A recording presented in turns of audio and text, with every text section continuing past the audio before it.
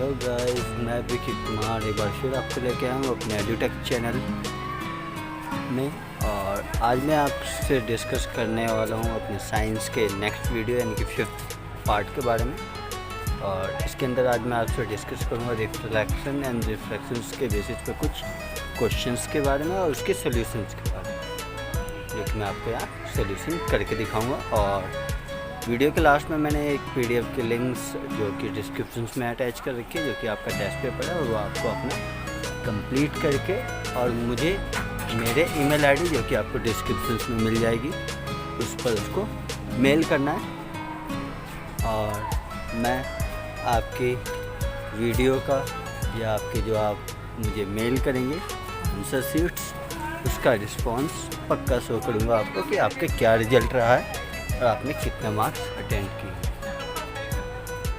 तो चलिए स्टार्ट करते हैं। यहाँ सबसे पहला क्वेश्चन है कि a convex lens has a focal length of 10 centimetre, यानी कि आपका एक यहाँ कॉन्वेक्स लेंस है जिसका फोकल लेंथ हमारा 10 सेंटीमीटर है। At what distance from the lens should be the object be placed so that it forms a real and inverted images 20 centimetre. उसके बाद ये कह रहा है कि कितने डिस्टेंस पर हम किसी ऑब्जेक्ट को रखें कि जो हमारा इमेज है वो आपके लेंस से एक तो 20 सेंटीमीटर दूर बने और रियल और इन्वर्टेड बने। उसके बाद है कि away from the lens what would be the size of the image form if the object is 2 centimetre height. और उसके बाद कह रहा है कि जो हमारा इमेज फॉर्म होगा उसकी साइज़ क्या होगी अगर ऑब्जेक्ट का साइज़ 2 सेंटीमीटर है तो। और उसके बाद हमें करना क्या है, तो विद द हेल्प ऑफ रे diagram show the formation of image by the lens in this case. और इसके बाद हमें उसका रे डायग्राम बनाना है। तो चलिए स्टार्ट करते हैं इसके सॉल्यूशंस के बारे में। तो सबसे पहले मैंने यहाँ क्या किया, तो इसके जो वैल्यू आपके दे रखे हैं इस आंसर में, जो हमारा फोकल लेंथ है ऊपर 10 सेंटीमीटर सबसे पहली लाइन में, और उसके बाद जो हमारा इमेज डिस्टेंस यानी कि v दे रखा है वो +20 दे रखा है। और क्योंकि हमारा ये कॉन्वेक्स लेंस है, इसमें हमारे जो भी यूनिट्स होते हैं वो ओवरऑल आपका सारी चीज़ें पॉजिटिव होती हैं, जैसा कि मैंने आपको लास्ट वीडियो में साइन कन्वेंशंस के अंदर बताया था। तो चलिए आगे बढ़ते हैं। जैसा कि हमारा जो फार्मूला होता है lens formula 1/f = 1/v + 1/u। और इसकी बेसिस पे मैं आप इसको सॉल्व करते हैं। तो जैसे कि यहाँ आंसर्स मैंने यहाँ नीचे शो करेगा 1/10 = 1/20 + 1/u। और अगर हम u की वैल्यू फाइंड आउट करते हैं तो वो होता है आपका 1/20 - 1/10। और अगर हम इसका एलसीएम ले लेते हैं तो वो आपका ओवरऑल आंसर आता है यहाँ -1/20। और जिसको हम रेसिप्रोकल करके अगर इक्वल टू में लेके आते हैं तो जो हमारा u की वैल्यू है वो हमारा -20 आ जाएगा। उसके बाद हमें यहाँ मैग्नीफिकेशंस निकालने हैं। मैग्नीफिकेशंस का जो फार्मूला होता है वो होता है आपका -v/u। और उसके लिए हम यहाँ दोनों की जो हमारा v और u की वैल्यू है, यानी कि जो हमारा u था -20 जो अभी हमने कैलकुलेट करके निकाला, और v जो हमारे क्वेश्चंस में दिया हुआ था +20, इन दोनों को डिवाइड में रख के सॉल्व कर लेंगे। तो जो हमारा मैग्नीफिकेशंस है वो हमारे यहाँ 1 आ जाएगा। और जहाँ तक मैंने आपको लास्ट वीडियो में बताया था कि अगर हमारा m+1 है तो जो हमारा इमेज है वो रियल बनेगा और सेम साइज़ का बनेगा। तो चलिए उसी बेसिस पर मैं इसका रे डायग्राम आपको दिखाता हूँ। तो रे डायग्राम आपका ये ऐसा बनेगा, जिसके अंदर हमने देखिए आपका 2f पे आपकी इमेज फॉर्म रखी है। और उसके बाद हमने इसका जो रिफ्लेक्शन करवाया तो यहाँ से 2 रे पास करवाई हैं, जो कि आप एक पैरेलल एक्सिस की जा रही है और एक आपका ऑप्टिकल सेंटर से क्रॉस कर रहा है। तो जो हमारा फाइनल इमेज यहाँ बनेगी वो भी आपका 2f के बाद ही बनेगी, और वो भी आपका इक्वल साइज़ का होगा, यानी कि जितना बड़ा आपका ऑब्जेक्ट बनाया जाएगा उतना ही बड़ा आपका यहाँ इमेज भी फॉर्म होगी। ये तो हमारा पहला क्वेश्चन था। चलिए अब बढ़ते हैं अपने सेकंड क्वेश्चन पे। और सेकंड क्वेश्चन है यहाँ draw a ray diagram to show the use of convex lens for the formation of the image having the following characters. और इस कैरेक्टर्स के अंदर हमारा जो सबसे पहला है कि रियल एंड इन्वर्टेड एंड डायमेनाइज, यानी कि जो आपका इमेज हो वो वास्तविक बने, उल्टा बने और छोटा बने। और यहीं अगर सेकंड पॉइंट की बात करें तो वो आपका वर्चुअल, इरेक्टेड एंड मैग्नीफाइड, यानी कि आभासीय और इरेक्टेड बनेगा और आपका मैग्नीफाइड होगा, यानी कि बड़ी इमेज फॉर्म होगी। चलिए अब बात करते हैं इसके इमेज के बारे में। तो जैसे कि मैंने यहाँ शो कर रखा है आपके स्क्रीनशॉट के अंदर कि image form between 2f and f2 के बीच। जैसे कि अगर कोई ऑब्जेक्ट 2f1 से भी पीछे अगर रखते हैं तो जो हमारा इमेज है वो हमारे यहाँ f2 एंड 2f1 के बिल्कुल बीच में बनता है और वो आपका इमेज जो होगा वो डायमेनाइज होगा, रियल एंड इन्वर्टेड होगा, यानी कि जो आपका एक्चुअल साइज ऑफ ऑब्जेक्ट है उससे छोटी इमेज यहाँ फॉर्म होगी। और यहीं अगर हम अपनी सेकंड इक्वेशंस की बात करें या सेकंड कंडीशन की बात करें जिसके अंदर हमें ड्रॉ करना था virtual and erected and highly magnified image, जो कि आपका कॉन्वेक्स लेंस का स्पेशल केस होता है जिसके अंदर हम एफ एंड ऑप्टिकल सेंटर के बीच में अपना ऑब्जेक्ट रखते हैं और जो हमारा इमेज फॉर्मेशन होता है वो हमारा ऑब्जेक्ट के साइड वाले लेंस में ही शो होता है, यानी कि साइड वाले एक्सिस में ही शो होता है। और इसके अंदर जो हमारा इमेज बनती है वो आपका हाईली मैग्नीफाइड होता है। जैसे कि मैं आपको डायग्राम में शो कर रहा हूँ कि यहाँ से हमने ये रे रिफ्लेक्ट करवाई है, लेकिन जो हमारा एक्चुअल इमेज फॉर्मेशन वो होता है वो हमारे लेंस के बैक साइड बनती है या ऑब्जेक्ट के बैक साइड बनती है सेम एक्सिस पे। चलिए अब आगे बढ़ते हैं अपने नेक्स्ट क्वेश्चन पे। और यहाँ नेक्स्ट क्वेश्चन है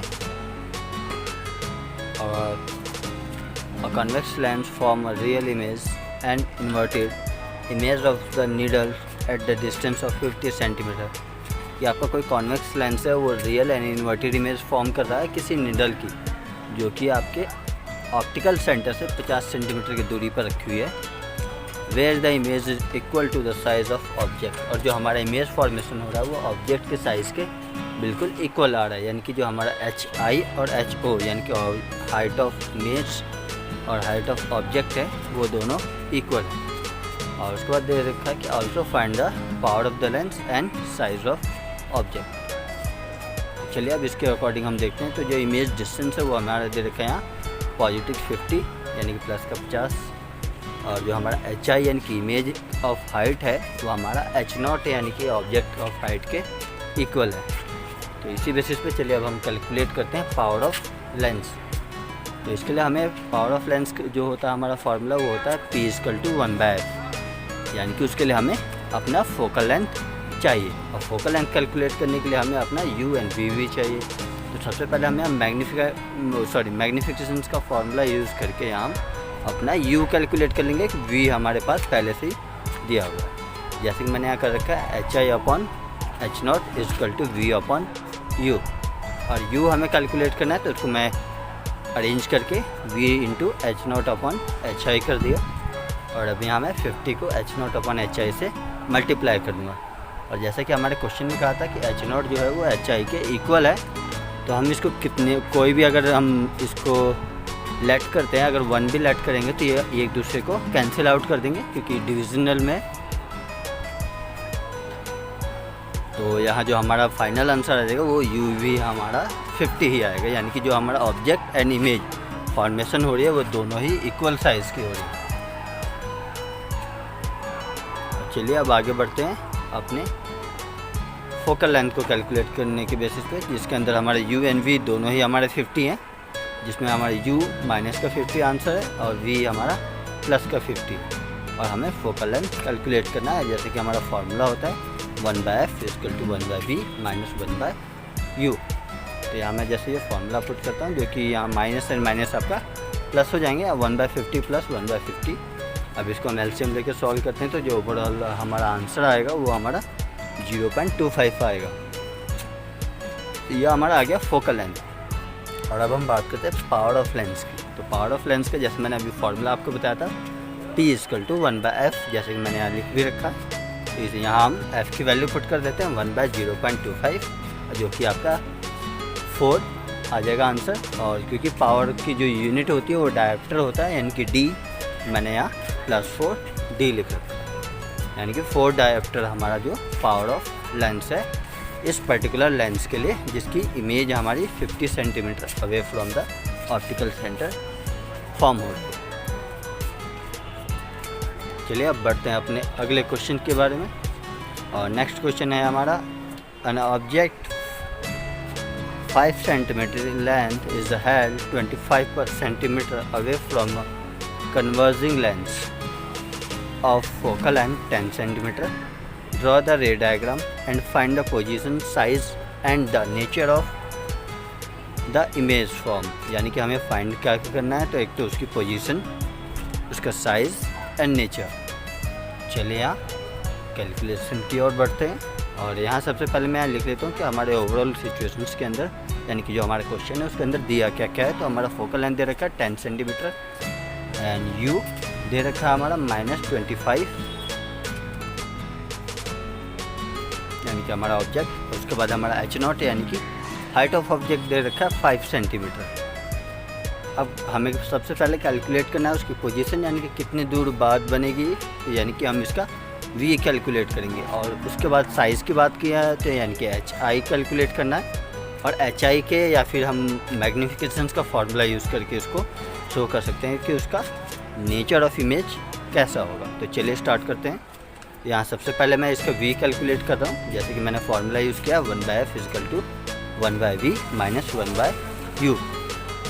और उसके बाद मैंने इसको अरेंज करके 1/v इक्वल टू 1/10 माइनस 1/25, यानी कि जो हमारा फोकल लेंथ है ऑप्टिकल इमेज ऑब्जेक्ट का जो डिस्टेंस है वो। और उसके बाद जब हमने इसको एलसीएम लेके सॉल्व किया तो वो 15/250 आ जाएगा। और इसको हम अगर कैलकुलेट करते हैं तो वो अप्रोक्सीमेटली आपका 16.67 या 66 आपका आंसर आएगा। ये मैं डायरेक्टली सॉल्व किए हुए आंसर्स को दिखा रहा हूँ, क्योंकि अगर मैं फेस टू फेस यहाँ आपके वीडियोस के अंदर ही सॉल्व करूँगा तो आपके काफ़ी लॉन्ग वीडियो बन जाएंगी, इसलिए मैं डायरेक्टली यहाँ सॉल्यूशन पे ही आपको समझाने की कोशिश करता हूँ। तो हमारी v की जो वैल्यू आ गई वो हमारे 16.6 आई है। और अब हम v की हेल्प से और u की हेल्प से यहाँ hi निकालेंगे, यानी कि इमेज का हाइट निकाल लेंगे, जो कि हमारा मैग्नीफिकेशन का फॉर्मूला होता है m equal to hi/h0 equal to v/u। और उसी के बेसिस पे हम यहाँ करते हैं। तो hi जो हमें फाइंड करना है और h0 जो कि हमें 5 दे रखा था, और जो हमने अभी u कैलकुलेट किया v कैलकुलेट किया 16.7 और u दे रखा है हमारा -25। अब अगर हम इसको रीअरेंज करते हैं तो 16.7 डिवाइड बाय -25 इंटू में 5 को मैं यहाँ से पहले मल्टीप्लाई कर देता हूँ और डिवाइड कर देता हूँ। तो उसके बेसिस पे हमारे यहाँ आंसर जो है प्रॉपर सॉल्व करने के बाद -10/3 आ जाएगा। और इसको हम अगर और डिवाइड करें तो ये आपका -3.3 आ जाएगा आंसर, यानी जो हाइट ऑफ इमेज है वो हमारा -3.3 है। अब ये जो माइनस साइन शो कर रहा है, यानी कि इसका मतलब है कि जो हमारी इमेज फॉर्म होगी वो इन्वर्टेड होगी। तो चलिए अब इसके रे डायग्राम के बारे में भी देख लेते हैं। तो हमने ओवरऑल आंसर तो निकाल लिया, अब इसके बेसिस पे हम बताते हैं अपने रे डायग्राम और उसके पोजीशन एंड इमेज के नेचर के बारे में। जैसे कि मैंने स्क्रीनशॉट एडिट कर रखा है, इसके अंदर हमने ऑब्जेक्ट को रखा है आपका f1 से भी बिहाइंड, और वहाँ से हमने 2 रे यहाँ पास करवाया, एक आपका प्रिंसिपल एक्सिस के बिल्कुल सामने से और एक ऑप्टिकल सेंटर से जो आपको दिखाई दे रहा होगा। और वो हमारा क्रॉस कर रहे हैं आपके f2 से भी बियॉन्ड, यानी कि f2 से काफ़ी आगे जाकर क्रॉस कर रहे हैं और वहाँ आपका इमेज फॉर्म हो रही है। और जो इमेज फॉर्म हो रही है वो आपकी जो है वो 16.7 सेंटीमीटर की डिस्टेंस पे फॉर्म होगी, जो कि हमने अभी जस्ट फार्मूला के हेल्प से आंसर्स निकाला था v का। और जो हमारा इमेज है यहाँ आपका इन्वर्टेड फॉर्म हो रही है, और इमेज आपकी रियल फॉर्म होगी और इन्वर्टेड फॉर्म होगी। तो ये था इस क्वेश्चन का सॉल्यूशन। और अब हम बढ़ते हैं अपने अगले क्वेश्चन के बेसिस पे। जो अगला क्वेश्चन का है वो हमारा है कि if refractive index of the glass is 1.65 what is the speed of light in the glass, कि अगर रिफ्रैक्टिव इंडेक्स किसी ग्लास का आपको 1.65 है तो जो लाइट की स्पीड है वो ग्लास के अंदर कितनी होगी। तो जैसे कि हम लोगों ने स्नेल लॉ के अंदर हमने फार्मूला पढ़ा था कि रिफ्रैक्टिव इंडेक्स ऑफ जो ग्लास होता है वो equal to refractive index light of वो speed of light of in vacuum and speed of light in glass, इन दोनों के रेशो को ही, यानी कि वैक्यूम और ग्लास के बीच में जो हमारा स्पीड ऑफ लाइट का रेशो होगा वही हमारा refractive index of the glass होगा। और इसी के इक्वेशंस के बेसिस पे हम यहाँ सॉल्व कर लेंगे कि जो लाइट ऑफ स्पीड है वो हमारी ग्लास में कितनी होगी। जैसे कि मैंने यहाँ लिख रखा है refractive index of the glass is equal to speed of light in the vacuum divide by speed of light in glass. तो चलिए अब इसको सॉल्व करते हैं। जैसे कि हमारा जो refractive index of the glass दे रखा है वो दे रखा है 1.65 और जो हमारा वैक्यूम के अंदर दे होता है लाइट की स्पीड होते 3 × 10⁸ और हमें वैक्यूम इन ग्लास कैलकुलेट करना है, जिसको मैंने यहाँ Vg लिख रखा है। V फॉर आपका वेलोसिटी और G फॉर ग्लास, यानी कि स्पीड ऑफ लाइट जो आपकी होती है। और अब हम यहाँ इसको इक्वेट करके सॉल्यूशन निकालते हैं। तो जो हमारा एक्चुअल सॉल्यूशन होगा वो Vg इक्वल टू 3 × 10⁸ अपॉन 1.65 और इसको अगर हम कैलकुलेट करते हैं या सॉल्व करते हैं तो ये आपका 1.8 × 10⁸ हो जाएगा। यानी कि अगर 1.65 को हम डिवाइड करते हैं 3 से तो अप्रॉक्सीमेटली 1.8 पे आपका डिवाइड हो जाएगा और यहाँ आपका आंसर यही आएगा 1.8 × 10⁸। तो ऐसे ही आप किसी भी चीज़ का यानी कि किसी भी मीडियम का रेयर या डेंसर मीडियम के बेसिस पे आप यहाँ उसका रिफ्रैक्टिव इंडेक्स कैलकुलेट कर सकते हैं, जैसे कि मैंने आपको करके दिखाया। और ऐसी बेसिस पे आपको और भी क्वेश्चंस आने चाहिए। चलिए अब आज की वीडियो में बस ये इतना ही और मैंने लिंक डिस्क्रिप्शन में दे रखा है आपके टेस्ट पेपर्स का, यानी कि जो मेरे सेल्फ मेडेड क्वेश्चन पेपर्स हैं जिसके अंदर आपके टोटल 10 क्वेश्चंस एडिशनल है एंड 4 क्वेश्चंस आपके NCERT के हैं, जो कि NCERT का क्वेश्चन नंबर 12, 14, 15, 16 ये 4 क्वेश्चन आपको सॉल्व करने हैं और जो मैंने आपको PDF में दे रखे हैं वो सॉल्व करने हैं। प्लस अगर आप ये वीडियो की PDF लिंक चाहते हैं तो वो भी मैंने डिस्क्रिप्शन में शो कर रखी है। तब तक के लिए गुड बाय, टेक केयर।